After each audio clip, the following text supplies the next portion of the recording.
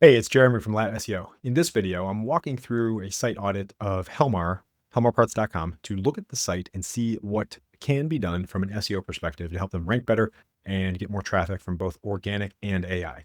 And the first thing I want to do is look at site itself, see what's going on, and then dig into some keyword data, look at some opportunities from technical and keyword optimization, and then look at an example of a website that is absolutely crushing it online.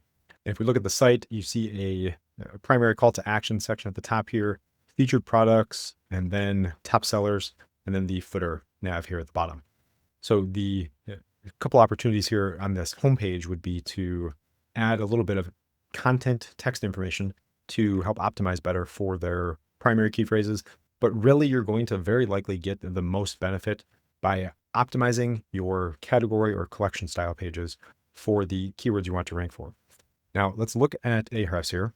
And in here, a couple things I like to look at first, this DR section or this backlink section, and then the organic search section. So DR is domain rating, and this is on a 0 to 100 scale, basically telling us how strong or how authoritative a site is. By itself, this metric does not mean a whole ton, but as we look at what other websites are ranking for, or what other websites they're ranking against, then we get an idea as to whether or not a keyword or phrase is likely going to be something we could compete for. Secondly, then this search section, this shows number of keywords they're ranking for and the traffic they're getting from them. You can see 85 organic keywords and then 1,700 visitors to the site each month. And a trend that is moving slightly upward over the past year or so, slightly downward over the past month or two. So nothing majorly alarming here, but let's look at some keyword opportunities for them. So if we look at the keywords here, first thing to do is just to see they have 140 keywords they're ranking for. I like to sort this by search volume, and they rank pretty well for forklift parts, which is nice because this is one of the highest volume terms. 2,800 people search this each month. But as you look at the site here, there are so many different opportunities here. Forklift parts would just be a very broad or general key phrase. So we have fuses, sensors, starters, generators, cooling information, engines, hydraulics, brakes, and so on. So people are very, very likely looking for specific parts for their forklift. Oftentimes somebody looking for or typing a search like forklift parts may not be the highest converting phrase there, something more specific like a specific brand. So in this case here, we have, where did they go? Toyota would be one, Wilmar probably as well. So there are lots of brands here to think about. And as we look at the site here, what I'm getting at is we have Nissan forklift parts behind my video, Nissan Pertronics catalog. I'm not sure if this is actually a forklift brand or not. I know very little about forklifts, but I like to do keyword research to see what's going on and then learn more about the industry itself. So let's just pretend, for the sake of discussion here, that you know nothing about the industry like me. So what I'm going to do is open up ChatGPT and give it a little bit of information about the brand itself, the website, and then ask for a list of other keywords we could work to rank for. So here is the prompt I used. Give me a detailed list of keywords and phrases helmarparts.com could work to rank for related to forklift parts and similar. Check their site for their products and find keywords they could work to optimize for. Give me the full list of keywords without any separators so I can copy paste the whole list into a keyword research tool. And then here is the full list. So now we have forklift parts, replacement parts, industrial, aftermarket, engine, electrical, hydraulic, filters. You get the point. There's lots here. So I take this whole list and I paste this into Ahrefs here. Now this list was 157 keywords, 16,000 searches per month for this list, and 37,000 global searches. Now, if you look here, 16,000 searches for this list, and many of these are extremely low competition terms. And I've mentioned how keyword difficulty in Ahrefs here is not necessarily the best gauge of whether or not a keyword or phrase is difficult to rank for. But in general, the lower competition, lower difficulty terms will likely be easier to rank for because there's either less strong players there or you don't need as many links to rank for some of them, especially if it's something super focused and super niche specific for a keyword. So now what I would do is look at this list here and see, do any of these make sense for us to work to rank for? Toyota forklift parts, for example. So if we go to Helmar and we search for a product, let's search for Toyota. Do they have anything related to Toyota?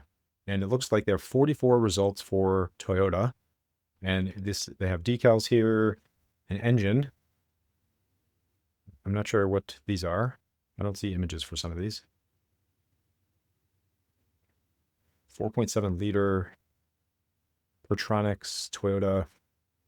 Yeah, it's very clear. I know nothing about forklifts, but there is seemingly some information and products related to Toyota.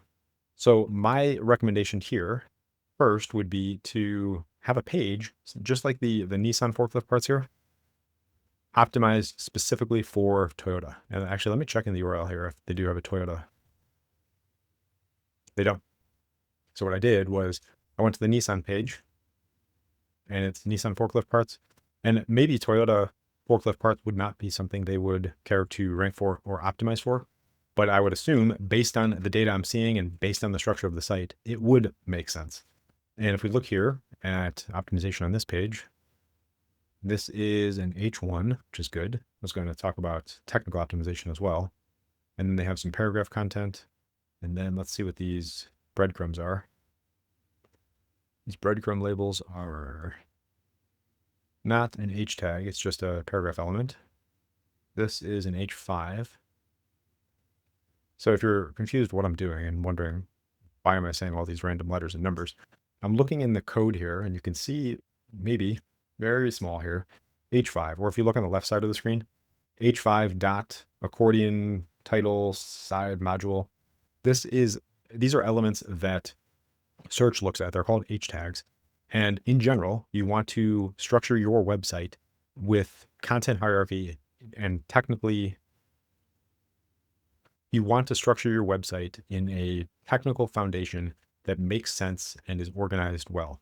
So what I mean by that is you would have H1, H2, H3, H4, H5 if you wanted to, and even H6. And these would be structured. And actually by default, if you look here, H1 is built into Google Docs here, H2, H3. And you can see that H1 is the largest, then H2, then H3. Your content could be structured similarly. H1 would be the primary topic or main keyword you want to rank for. H2s would be secondary topics or a secondary keyword. And then H3, I think you get the point here, a tertiary topic or a third level keyword. So as an example here, if you were to want to rank for Nissan forklift parts or Toyota forklift parts, for example, what an H1 would be something like Toyota forklift parts. Isn't that mind-blowing? So then an H2 example would be something like forklift parts and accessories. And the other key here is not to necessarily worry about stuffing keywords into each of these sections. You want to use explanatory keywords that make sense based on how your site and page is structured. So it makes sense to have an H1 of the primary keyword you want to rank for. If it doesn't make sense to have different H2s in here that are keyword specific, like I wouldn't include Nissan forklift parts on this page again as an H2 or an H3. But if you're talking about parts you carry or Nissan forklift fittings, something like that, if you had more information about fittings or if you carried a lot of those, that could make sense to have a section for. Now, as an example, I wanted to also show you a site that it's not a B2B site, but they rank extremely well. And their site is structured in this same fashion that I talk about all the time. And it's Gymshark. If you have not heard of them, it's a clothing brand. They have workout clothing. And you can see here, this is for their t-shirts and men's t-shirts and tops collection. So here's an H1, and then there's a little bit of information here at the start, intro info, I should say. And then they have the product grid. And then at the bottom, this is where they have all this additional information here. So they have additional optimization factors. These are keyword optimized sections on the page. And then more content with internal links to other pages on the site. These are also internal links that go to other categories or collections. If you recall, if we look at Helmar Parts, DR24, 85 keywords are ranking for 1,700 visitors. Gymshark.com, their homepage, DR79, extremely strong, ranking for 339,000 keywords, organic traffic 4.2 million per month. And that's the home page. If we look at the page we're looking at, just the men's t-shirts and tops collection page, same DR, of course, because it's on the same domain, 4,900 keywords that page ranks for. And that page alone gets 9,200 people to that page per month. So that Gymshark structure is highly recommended. And you can see they're actually using something similarly here. So we have Nissan forklift parts, very brief info here, product grid, and then the filter kind of pushes all the other content down, but they do have additional content here. One of the recommendations, though, is this section here goes to H2. So this is H1, which is good, and then H2, and then they have these as H3s. These are a little bit more general sections, not keyword optimized, which is fine. And they're missing internal links within here as well. That would be another big opportunity. The only internal link they have is contact us. So huge opportunity there. Now, this structure is something I would strongly recommend, especially for any of these pages. As you look at like electrical and ignition here, there is no content on this page. And this is very likely a primary, it's one of the top nav items here, electrical ignition. And then if we look at engine and cooling, same thing. These are all pages that should have that same structure in place to make sure that you can, for one, optimize the page for the primary key phrase you want to rank for, and also use this page as a link funnel for all of your other pages. And they kind of have that here with these sections. But on these other pages here, same thing. I would highly recommend having all of that content on these pages so that you can work to rank for as many of these additional keywords as possible, because that is where you can get serious benefit with your rankings and rank for dozens or hundreds of additional keywords, and you get hundreds or thousands or tens of thousands of additional visitors to your site each month looking for the products you carry. And that is how I would set up and structure an optimization project for a site like Helmar. Hopefully you got some value from this video. If you did, subscribe to my channel. I'd greatly appreciate it. And I plan to continue posting more videos like this, sharing B2B SEO strategies and how you can best optimize your site for search and AI to generate more traffic and, more importantly, generate more revenue from your website. And that's it. I'll see you in the next one.